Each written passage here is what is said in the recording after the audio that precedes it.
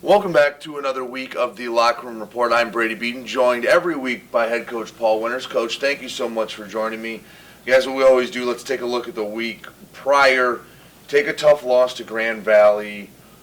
Just simply, when you looked at the film, the first half you were competitive. There's a few plays that didn't go your way. What'd you see when you turned on the film Sunday morning? Yeah, we were actually very competitive for full three quarters because we're in the position in the third quarter to make that thing a two-score game, So our guys competed their rear ends off. What I saw was that we missed a few opportunities on offense where we had guys open that we didn't make the connection. That might have been really big plays. One might have been like a 95-yarder. So you've got to make those plays because that's the difference in the game. They made their plays, we didn't make ours. And you look at the final score, we gave up a couple of turnovers that created the final score. But it really was probably a better game than people think. Start to the season 1-3. How's the feel in the locker room? I know it's not the start you wanted. Are spirits still high? Still getting the kids working and still trying to get to where you think you can get this year?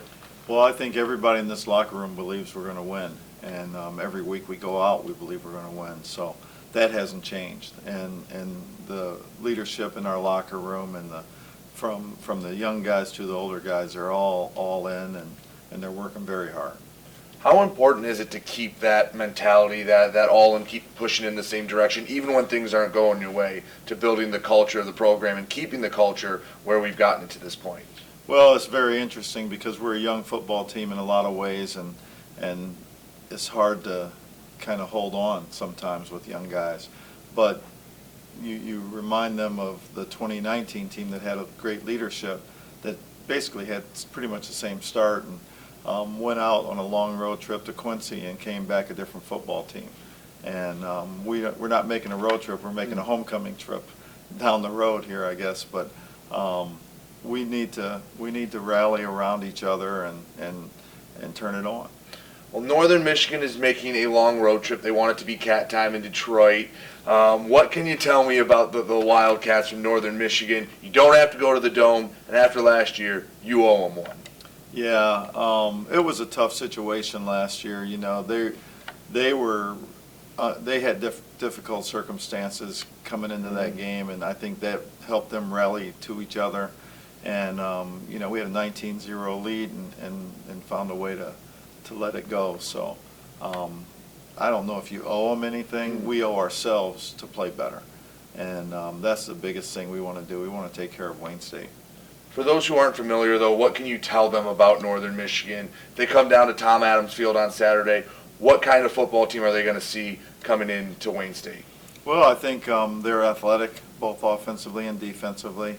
They're a physical offensive front and a fast and athletic defensive front. It's going to be a good game. It's going to be a evenly battled. Both sides like to run the ball. Both sides have the ability to throw it, and they play a defense that's in some ways similar to what Grand Valley played and what other teams in this league play. So we just have to adapt. Homecoming for you guys, simply, what does that mean for you to play on homecoming? It always is important.